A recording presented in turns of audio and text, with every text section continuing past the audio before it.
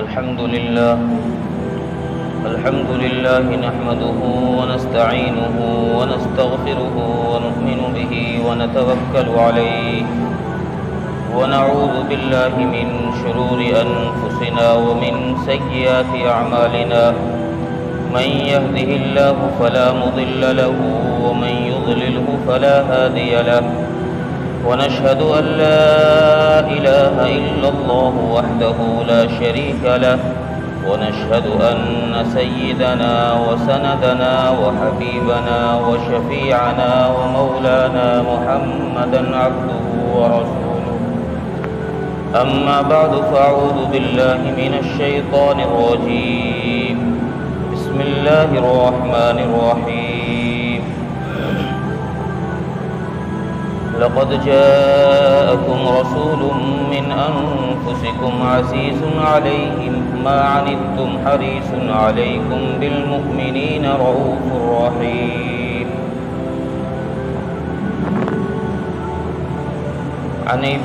عن عرباز بن سارية رضي الله تعالى عنه قال قال رسول الله صلى الله عليه وسلم إن الله اختارني واختار لصحابي او كما قال عليه الصلاة والسلام۔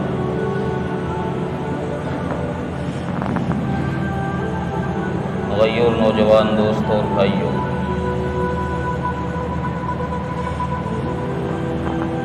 ماہ ربیع الاول چل رہا ہے۔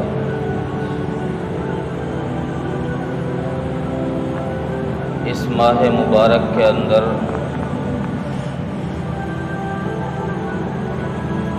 آقائے دو جہاں تاجدار مدینہ حضرت محمد مصطفیٰ صلی اللہ علیہ وسلم کی تشریف آوری ہوئی ہے۔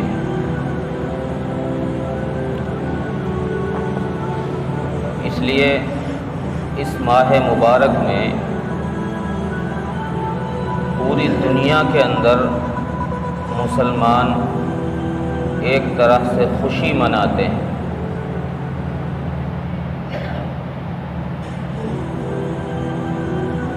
اور بہت سارے علاقوں میں جو لوگ اس خوشی کے اندر غلو کرتے ہیں وہ آپ کی اس میلاد کا نام جشن عید میلاد النبی رکھتے ہیں۔ ایک ہے جشن عید میلاد النبی اور ایک ہے مقصد عید میلاد مصطفیٰ۔ دونوں چیزیں الگ ہیں۔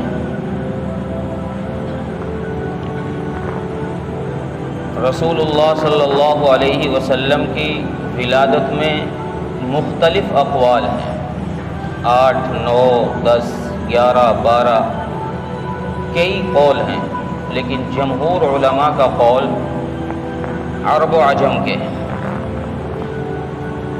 12 کا ہے کہ رسول اللہ صلی اللہ علیہ وسلم اس ماہ مبارک کی 12 تاریخ کو آپ دنیا میں تشریف لائے۔ اس لیے اکثر جگہ 12 تاریخ کو ہی عید میلاد النبی کیا جاتا ہے، اور لوگ رسول اللہ صلی اللہ علیہ وسلم کی تعریفات کرتے ہیں۔ ایک طرح سے خوشی منائی جاتی ہے، لیکن اللہ تبارک و تعالی نے اپنے حبیب صلی اللہ علیہ وسلم کو اس ماہ مبارک میں پیدا بھی فرمایا ہے، اور اسی ماہ مبارک میں آپ کو اس دنیا سے واپس بھی بلایا ہے۔ دونوں چیزیں اسی ماہ مبارک میں واقع ہوئی ہیں، پیدائش بھی اسی ماہ مبارک میں ہے، وفات بھی اسی ماہ مبارک میں۔ وفات پر سارے علماء متفق ہیں کہ 12 ربیع الاول کو ہوئی ہے، اور پیدائش میں علماء کا اختلاف ہے۔ علماء نے لکھا ہے کہ اللہ تبارک و تعالیٰ نے جو دونوں چیزیں اسی ماہ مبارک کے اندر واقع کی ہیں، اس میں ایک حکمت یہ ہے کہ اللہ تبارک و تعالی لوگوں کو، انسانیت کو یہ پیغام دینا چاہتے ہیں کہ رسول اللہ صلی اللہ علیہ وسلم کی ولادت، چونکہ ولادت کسی کی بھی ہو، کسی بھی بچے کی، تو وہ خوشی کا سبب ہوا کرتی، اور وفات کسی کی بھی ہو وہ غم کا سبب ہوتی ہے، چاہے چھوٹے کی وفات ہو، بڑے کی وفات ہو، تو وہ غم کا سبب ہوا کرتی ہے۔ اللہ تبارک و تعالیٰ نے خوشی اور غم دونوں اسی ماہ مبارک میں واقع فرما کر اس طرف اشارہ کیا ہے کہ نہ تو خوشی میں اتنا غلو کیا جائے کہ شریعت کی حدود کراس کر دی جائیں، اور نہ غم میں اتنا غم کیا جائے کہ شریعت کی حد ٹوٹ جائے۔ تو جو جشن عید میلاد النبی مناتے ہیں، جشن کے معنی آتے ہیں خوشی کے۔ خوشی ایک وہ خوشی ہوتی ہے جو مقصد سے ہٹا دے، اور ایک خوشی وہ ہے جو مقصد پر ہی قائم رہ کر منائی جائے۔ اس کی مثال ایسے سمجھیے، گھر میں اگر کوئی مہمان آ رہا ہو تو اس میں دو چیزیں ہوتی ہیں۔ ایک تو گھر کے وہ بڑے افراد ہوتے ہیں جو اس مہمان کے لیے انتظامات کرتے ہیں۔ جو بڑے لوگ ہوتے ہیں، مثلاً گھر میں کوئی اللہ والا آ جائے تو بڑے لوگوں کا دھیان اس مقصد کی طرف ہے، اس مہمان کی طرف جو آ رہا ہے۔ وہ لوگ سوچ رہے ہیں کہ جو مہمان، جو اللہ والا ہمارے گھر آ رہا ہے، اس سے ہمیں کچھ فائدہ حاصل کرنا ہے، اس سے کچھ مسائل پوچھنے ہیں، کچھ دین کی بات سیکھنی ہے، کچھ مسائل کا علم حاصل کرنا ہے، تو ان کی نظر مقصد کی طرف ہے۔ اور دوسری چیز، جو بچے گھر کے ہیں ان کی نظر بھی مہمان کی طرف ہے کہ مہمان آ رہا ہے، لیکن بچے خوشی منا رہے ہیں اس مہمان کے آنے پر اس وجہ سے کہ ان بچوں کو پتہ ہے کہ مہمان آ رہا ہے تو آج ہمارے یہاں اچھا قورمہ بنے گا، آج ہمارے یہاں اچھی بریانی بنے گی، اچھا حلوہ بنے گا، اچھی اچھی چیزیں ہمارے گھر میں آئیں گی، ہمیں کھانے کو ملے گا۔ بچے خوشی منا رہے ہیں کھانے پر، اور جو بڑے خوشی منا رہے ہیں وہ مقصد کو سامنے رکھ کر کے مہمان آ رہا ہے تو ہمیں کچھ علمی نفع ہو۔ تو جو جشن عید میلاد النبی منا رہے ہیں وہ بچوں والی خوشیاں منا رہے ہیں۔ اور اگر ہم نے عید میلاد النبی کو مقصد سمجھ کر، رسول اللہ صلی اللہ علیہ وسلم کی بعثت کا مقصد سمجھ کر آپ کی میلاد منائی، تو پھر سچ جانیے، یقین مانیے، انسان کی اپنی ذات سے نبی کی سیرت ٹپکے گی، اسلام ظاہر ہوگا۔ اور اگر ہم جشن کے اندر ہی مدہوش رہے، جشن ہی مناتے رہے، تو پھر اسلام ہمیں دور دور تک نظر نہیں آئے گا۔ آج یہی ہو رہا ہے ہندوستان، پاکستان کے اندر۔ آج جو جشن عید میلاد النبی منایا جا رہا ہے اس میں نبی کے تذکرے تو کیے جا رہے ہیں، لیکن وہ عید میلاد النبی منانے والے فرائض سے دور ہیں، وہ عید میلاد النبی منانے والے حقوق اللہ سے دور ہیں، وہ عید میلاد النبی منانے والے حقوق العباد سے دور ہیں۔ جس مقصد کو لے کر رسول اللہ صلی اللہ علیہ وسلم اس دنیا میں تشریف لائے ہیں وہ اس مقصد کو دور چھوڑے رکھا ہے، اور وہ اس مقصد سے بہت دور ہے۔ اس لیے ہمیں اس ماہ مبارک میں جن چیزوں پر غور کرنا ہے اور جو خوشی منانی ہے وہ مقصد عید میلاد مصطفیٰ ہے۔ تین چیزیں ہیں،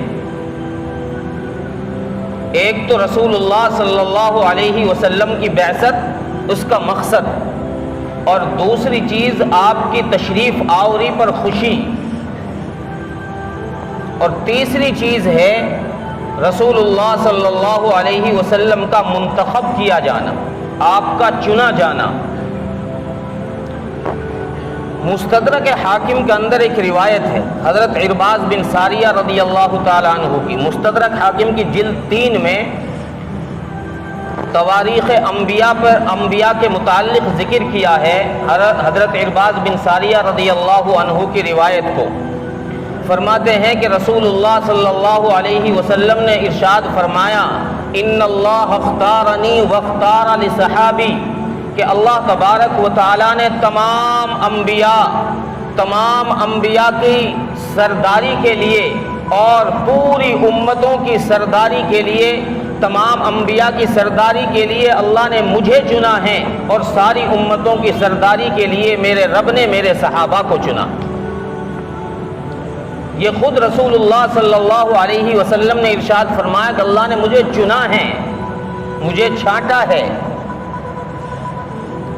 اور آپ جب تاریخ اٹھائیں گے آپ کو 1,24,000 کم و بیش انبیاء میں سوائے رسول اللہ صلی اللہ علیہ وسلم کی ذات گرامی کے آپ کو کوئی اور نبی ایسا نظر نہیں آئے گا، صرف رسول اللہ صلی اللہ علیہ وسلم کی ذات گرامی ہے کہ رب کریم نے آپ کے آنے سے پہلے آپ کا تعارف کرایا ہے۔ آپ کے بعد آپ سے پہلے جتنے انبیاء آئے ہیں آپ کسی نبی کے بارے میں نہیں سنیں گے کہ اللہ تبارک و تعالیٰ نے اس نبی کی بعثت سے پہلے اس نبی کا تعارف کرایا۔ اس کائنات کے بنانے سے پہلے اللہ تبارک و تعالیٰ نے جب اس کائنات کو بنایا، اس کائنات کے بنانے کے بعد اللہ تبارک و تعالیٰ نے اپنے حبیب کا تعارف کرایا ہے، کائنات کو سجایا ہے تو اپنے حبیب کا تعارف کرایا ہے، کائنات کو بسایا ہے تو اپنے حبیب کا تعارف کرایا ہے۔ میں ایک دو واقعات اس پر عرض کر دوں۔ رسول اللہ صلی اللہ علیہ وسلم کی بعثت اس کائنات کی بعثت کا سبب ہے۔ اگر آپ پیدا نہ کیے جاتے، اگر آپ کو مبعوث نہ کیا جاتا، اس کائنات کو نہ بنایا جاتا، اس کائنات کو نہ سجایا جاتا، یہ کائنات ختم کر دی جاتی، بنانے سے پہلے ہی اللہ تبارک و تعالیٰ اس کائنات کا نام و نشان مٹا دیتے۔ لیکن اللہ تبارک و تعالیٰ نے اپنے حبیب کو پیدا فرمانا تھا، اس لیے آپ اپنے حبیب کے پیدا فرمانے سے پہلے اس کائنات کو بنایا۔ اس کائنات میں سب سے پہلا انسان جس کو اللہ تبارک و تعالیٰ نے بنایا، جس کا باپ بھی کوئی نہیں ہے، جس کی ماں بھی کوئی نہیں ہے، اللہ تبارک و تعالیٰ نے سب سے پہلا انسان حضرت آدم علیہ السلام کو بنایا۔ مستدرک حاکم کے اندر ایک دوسری روایت موجود ہے حضرت عمر رضی اللہ تعالیٰ عنہ کی۔ حضرت عمر فرماتے ہیں کہ رسول اللہ صلی اللہ علیہ وسلم نے ہمیں اپنا اور حضرت آدم علیہ السلام کا تعارف جو اللہ تبارک و تعالیٰ نے کروایا ہے وہ ہمیں بتایا ہے، اور فرماتے ہیں کہ جب حضرت آدم علیہ السلام کو پیدا کیا گیا تو حضرت آدم علیہ، یہ واقعہ بڑا لمبا ہے، بڑی لمبی حدیث ہے، میں اس کا ایک چھوٹا سا ٹکڑا عرض کر رہا ہوں۔ حضرت آدم علیہ السلام کو پیدا فرمانے کے بعد یہ کہا کہ آپ اس درخت کے قریب نہ جائیں۔ حضرت آدم علیہ السلام سے بھول ہوئی، اس درخت کے قریب گئے، وہاں سے وہ دانہ کھایا۔ اس کی پاداش میں اللہ تبارک و تعالیٰ نے حضرت آدم کو دنیا میں بھیجا کہ جاؤ دنیا میں چلے جاؤ۔ حضرت آدم علیہ السلام دنیا میں تشریف لائے۔ اسرائیلی روایات کے مطابق حضرت آدم علیہ السلام نے 300 سال تک رب کریم سے فریاد کی ہے۔ قرآن کریم خود شاہد ہے، قرآن خود پکار کر کہتا ہے فَتَلَقَّى آدَمُ مِن رَبِّهِ کلمات، یہاں کلمات کا لفظ اشارہ کر رہا ہے کہ حضرت آدم علیہ السلام نے بہت ساری دعائیں مانگی ہیں اللہ تبارک و تعالیٰ سے۔ کلمت نہیں کہا کہ کوئی ایک کلمہ مانگا ہو، کوئی ایک بار دعا کی ہو، کلمات کہہ کر اشارہ کیا ہے کہ بہت ساری دعائیں ذکر کے مانگی ہیں حضرت آدم علیہ السلام نے۔ ان دعاؤں میں سے کچھ کا ذکر قرآن کریم نے کیا ہے، کچھ کا ذکر احادیث رسول کے اندر کیا ہے۔ قرآن کریم میں کیا ذکر کیا ہے؟ قرآن کریم میں حضرت آدم علیہ السلام کی دعا ذکر فرمائی، لا الہ الا انت سبحانک انی ربنا ظلمنا انفسنا وان لم تغفر لنا وترحمنا لنکونن من الخاسرین۔ میرے مولا جو میں نے غلطی کی ہے میں اپنی غلطی کی معافی چاہتا ہوں، اگر تو نے مجھے معاف نہ کیا تو میں نقصان اٹھانے والوں میں سے ہو جاؤں گا۔ یہ دعا قرآن کریم کے اندر ذکر فرمائی ہے۔ اور پھر ایک دعا احادیث کے اندر ذکر فرمائی ہیں۔ اللہ کے نبی صلی اللہ علیہ وسلم ارشاد فرماتے ہیں کہ ایک دن حضرت آدم علیہ السلام دعا مانگ رہے تھے رب کے دربار میں، ہاتھ پھیلائے ہوئے تھے، تو اللہ تبارک و تعالیٰ سے دعا یہ فرمائی، اللہم انی اسألک بحق محمد ان تغفر لی۔ جب یہ دعا فرمائی تو اللہ تبارک و تعالیٰ نے فوراً سوال کیا آدم علیہ السلام سے۔ اس سے پہلے جو دعائیں کی جا رہی تھی، کسی دعا کے بعد کوئی سوال نہیں کیا جا رہا تھا، رب کی طرف سے کوئی جواب نہیں آ رہا تھا۔ جب محمد کے حق میں، محمد کے طفیل سے، محمد کے سبب سے جب دعا کی گئی ہے، اللہ تبارک و تعالیٰ نے فوراً دعا کی سنوائی کی اور پوچھا، کیف عرفت یا آدم، اے آدم تو نے کیسے پہچانا، تو نے محمد کو کیسے پہچانا؟ لم اخلقو، میں نے تو ابھی پیدا ہی نہیں کیا ہے۔ آدم علیہ السلام کا جواب آیا فنفخ فیہ من روحی، اے میرے رب جب آپ نے میرے اندر روح پھونکی ہے، فرفعت رأسی، میں نے اپنا سر اٹھایا، میں نے جب اپنا سر اٹھایا، فرأیت قوائم العرش مکتوبہ، میں نے عرش کے سامنے لکھا ہوا دیکھا ہے، لا الہ الا اللہ محمد الرسول اللہ۔ میں نے پہچان لیا کہ یہ کوئی ہستی بڑی ہے جس کا نام اللہ کے نام کے ساتھ جڑا ہوا ہے۔ اگر اللہ سے معافی مانگنی ہے تو اس نام کے طفیل مانگو، اللہ معاف فرما دیں گے۔ اللہ تبارک و تعالیٰ نے اعلان فرمایا، یا آدم قد غفرت لک، اے آدم جا میں نے تجھے معاف کر دیا۔ نبی کا مقام دیکھیے، ابھی کائنات سجانی شروع کی ہے، انسان کو پیدا کرنا شروع کیا ہے، رب نے اپنے حبیب کا تعارف پہلے کرا دیا۔ آگے چلیے، آپ حضرات نے نوح علیہ السلام کا نام سنا ہے، قرآن کریم میں مکمل سورہ نوح موجود ہے۔ حضرت نوح علیہ السلام نے اپنی قوم کو 950 سال تک سمجھایا، قوم نہ مانی، رب کریم سے دعا کی، عذاب نازل ہوا، پانی آسمان سے بھی برسا، پانی زمین سے بھی اگلا، ساری قوم کو ڈبو دیا گیا۔ چند لوگ بچے جو حضرت نوح علیہ السلام کے ساتھ کشتی میں سوار تھے۔ جب حضرت نوح کی کشتی پہاڑ پر جا کر رکی اور پانی خشک ہو گیا تو ایک بوڑھی ماں حضرت نوح علیہ السلام کے پاس آتی ہے اور کہتی ہے کہ اے نبی اللہ، آپ میرے لیے دعا فرما دیں، میرے بچے بچپنے میں فوت ہو جاتے ہیں، میری جو اولاد ہے وہ چھوٹے پن میں ہی، بچپنے میں ہی، کم عمری میں ہی فوت ہو جاتی ہے، وہ بچتی نہیں ہے، بڑی نہیں ہوتی ہے۔ حضرت نوح علیہ السلام نے دعا فرما دی اور پوچھا کہ بوڑھی ماں تیری اولاد کتنی عمر میں فوت ہو جاتی ہے؟ تو اس ماں نے کہا کہ میری اولاد 200-250 سال کی عمر میں فوت ہو جاتی ہے۔ چونکہ اس زمانے کے اعتبار سے تو یہ بہت تھوڑی عمر تھی، وہ تو 950 سال تک کی عمریں، ہزار سال تک کی عمریں تھی ان لوگوں کی، تو 250 سال تو بچپنا ہی ہے۔ اس عورت نے کہا کہ جی میری اولاد تو 200-250 سال میں فوت ہو جاتی ہے۔ حضرت نوح علیہ السلام نے فرمایا کہ اماں تجھے پتہ ہے ایک امت آنے والی ہے، آخری نبی کی ایک امت آئے گی جس کی اوسطاً عمر 60 سے 90 سال کے بیچ میں ہوگی۔ پتہ اس بوڑھی ماں نے کیا کہا؟ اس نے کہا یا نبی اللہ، کل 60 سے 90 سال کی عمر کے لوگ؟ ہاں، کیا وہ لوگ دنیا میں آ کر مکان بھی بنائیں گے؟ 60 سے 90 سال کی عمر پانے والی قوم کیا دنیا میں آ کر مکان بھی بنائے گی رہنے کے لیے؟ حضرت نوح علیہ السلام نے فرمایا کہ ہاں، وہ سب سے زیادہ مکان تعمیر کریں گے، سب سے زیادہ مکانات بنائیں گے۔ اس بوڑھی ماں نے کہا کہ یا نبی اللہ، اگر اللہ مجھے وہ عمر دے دے، 60 سال کی، 90 سال کی عمر مجھے مل جائے، میں وہ 90 سال کی عمر کو ایک سجدے میں گزار دوں۔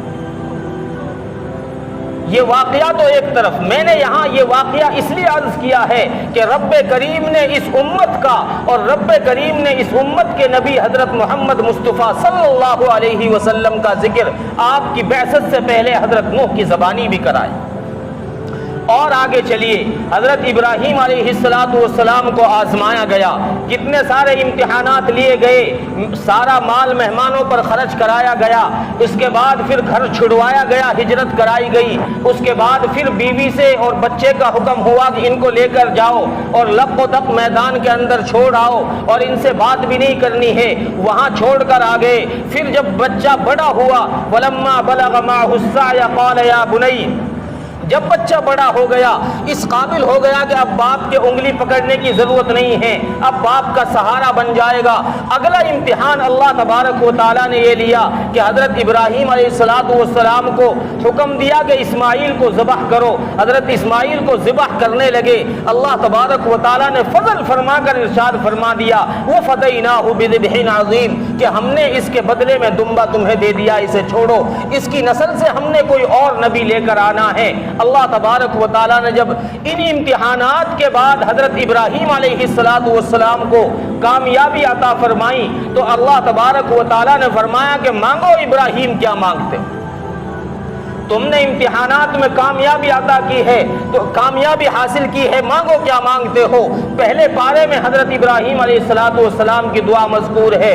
ابراہیم علیہ السلام نے فرمایا، ربنا وابعث فیہم رسولا منہم یتلو علیہم آیاتک، اے مولا میں تجھ سے اس ہیرے کا سوال کرتا ہوں جو تیری خدائی میں ایک ہے، جس کا بدل کوئی نہیں ہے، تو مجھے وہ دے دے میری نسل میں، تاکہ وہ آ کر دنیا میں آ کر لوگوں کو تیری آیات سنایا کرے، تیری آیتوں کی تلاوت کیا کرے، لوگوں کو حکمت کی بات سکھایا کرے، لوگوں کو تزکیہ کیا کرے۔ جب خانہ کعبہ بنا دیا تو اللہ تبارک و تعالیٰ سے گویا ابراہیم علیہ السلام نے یہ ارشاد فرمایا کہ مولا مدرسہ بنا دیا ہے، معلم بھیج دی۔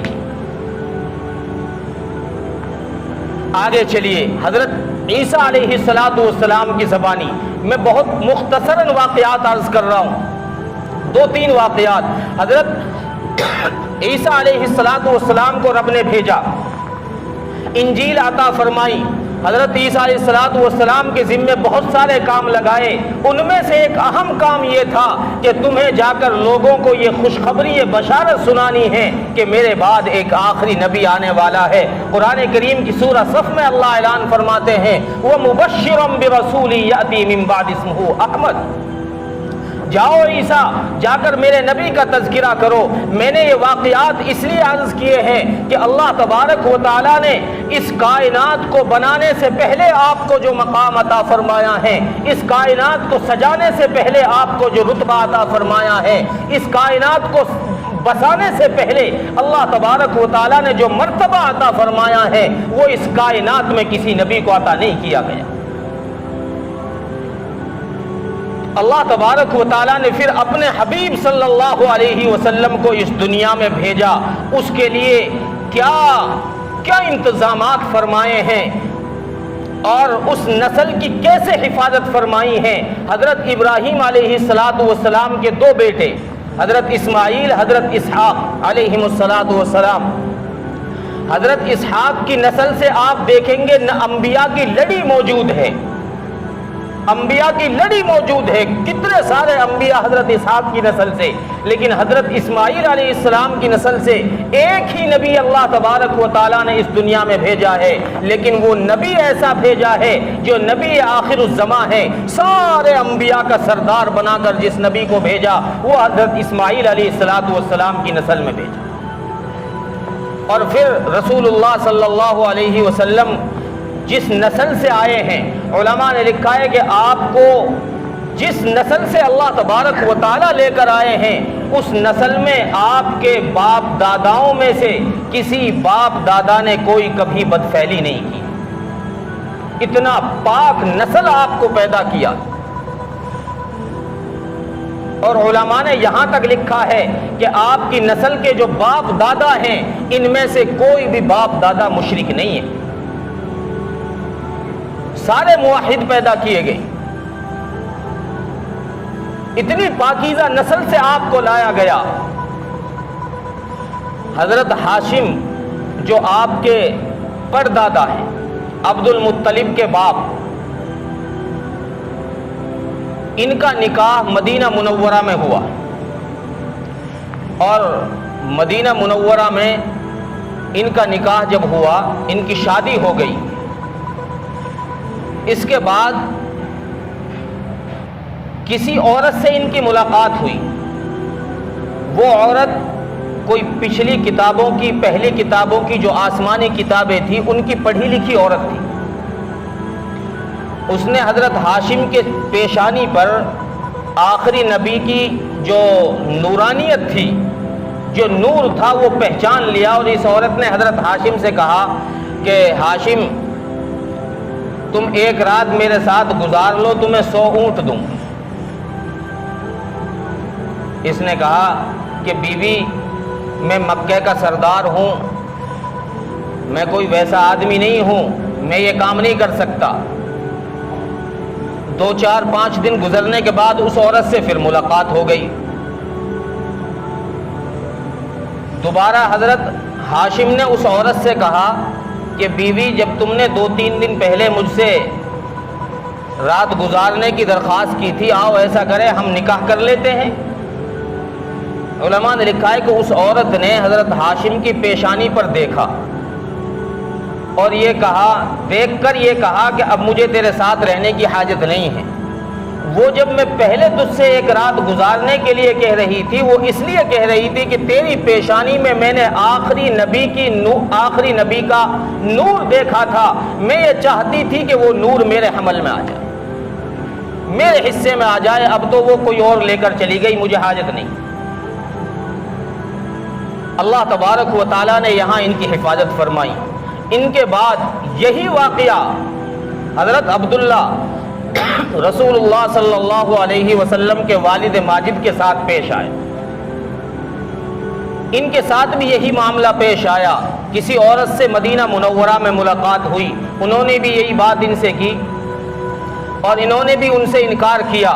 انہوں نے یہ کہا، اس عورت نے حضرت عبداللہ سے یہ کہا کہ عبداللہ جو تیری جان چھڑانے پر 100 اونٹ لگے تھے، 100 اونٹوں کی قربانی دی تھی، میں وہ 100 اونٹ تجھے ایک دم دے دیتی ہوں، ایک رات میرے ساتھ گزار۔